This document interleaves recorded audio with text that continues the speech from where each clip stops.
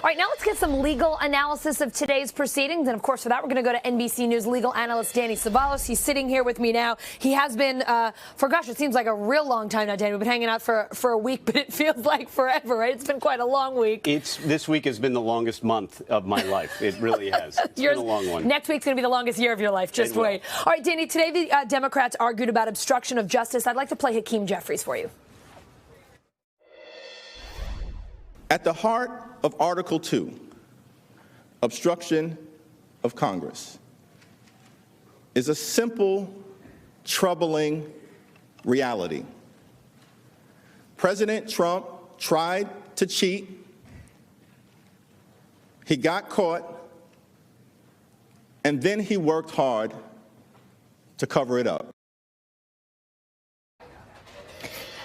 Danny, that was just a little snippet of what we heard from the House managers today. What was their most effective argument, in your opinion, today? I actually really liked the side-by-side visuals of all the different things that other presidents had done in response to investigations. That may have been Representative Nadler, but I'm not. My memory's fading already. I know it's hard. But it is going. It's all kind of dovetailing together. Sure. But some of the demonstrative exhibits were some of the most powerful pieces of evidence because you can compare side by side what President Trump has done compared to other presidents. Now, I caution folks that the idea of precedent doesn't hold the same here in a Senate trial as it does in an Article 3 in the judiciary in a regular court that we watch on TV. But it is important, it's persuasive to show that other presidents, even when they were being impeached, even when they were being investigated, did give some documents, some records, and then you see the stark contrast. President Trump, no documents, no records. I thought that was very effective to give folks an easily digestible way of understanding what exactly Trump didn't provide and what other presidents did.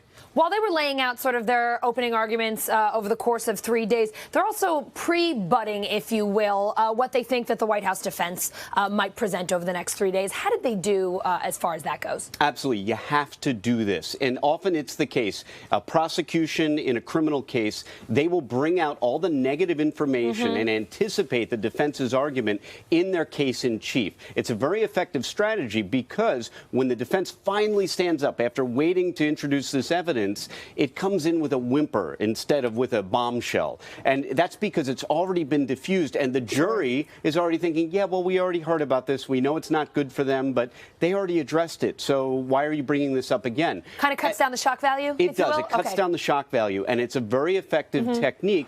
And in this case, the prosecution certainly knows everything the defense is going to do because they had to submit a very detailed, very lengthy memorandum articulating all of their defenses and all of the evidence that will favor them. Now, Jay Sekulow has alluded to possible evidence that maybe hasn't been out there or used already, but I think in reality they're going to stick to the script and put out the evidence that they've already put out. So there are no surprises, and when they come in full of fire and brimstone, it's going to be evidence that we've already heard. Actually, we've already heard a number of times on the prosecution side from the House managers. We are still talking about witnesses today. This has been an issue for some time now. You were tweeting earlier today about the difference between the battle that we're seeing now and sort of the issue with witnesses in the Clinton impeachment. Could you kind of talk us through that thread and what you were getting into there? It's so interesting because the modern debate today about witnesses is really quite different than the Clinton impeachment trial, because in that Clinton impeachment trial, they ultimately got 3 witnesses, but those witnesses were deposed and then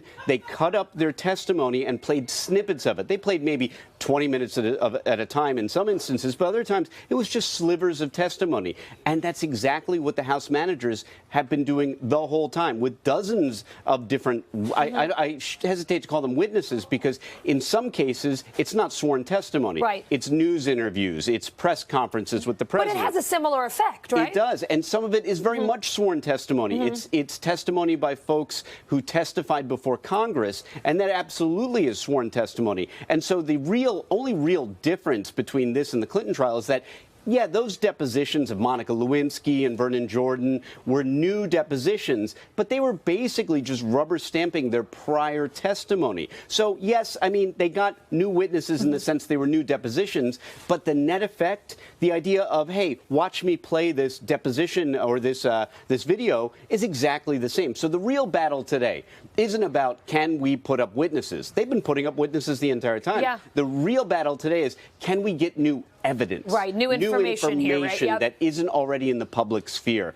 And it's really interesting how technology has allowed the House managers to put on a presentation that is chock full of witnesses, chock full of text messages, chock full of emails and other demonstrative evidence. That technology just wasn't there in the late 90s, early 2000s. And it's really fascinating that witnesses mean something really fundamentally different today than it did back during the Clinton impeachment trial. Danny, one last thing I want to ask you about, and I know we're going to be talking throughout the night, but I want to play this clip of Adam Schiff. He was trying to make the case for Trump's removal from office.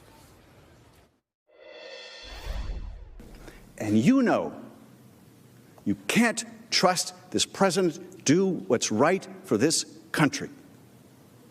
You can trust he will do what's right for Donald Trump. He'll do it now. He's done it before. He'll do it for the next several months. He'll do it in the election if he's allowed to. This is why, if you find him guilty, you must find that he should be removed.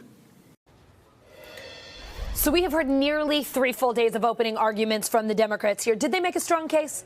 Yes, they did. I mean, they've had 3 days, and they've really slammed home the abuse of power prong. I think the reason they haven't devoted as much time to the obstruction of Congress prong is that their view from the beginning is that this obstruction of Congress is a pretty short argument.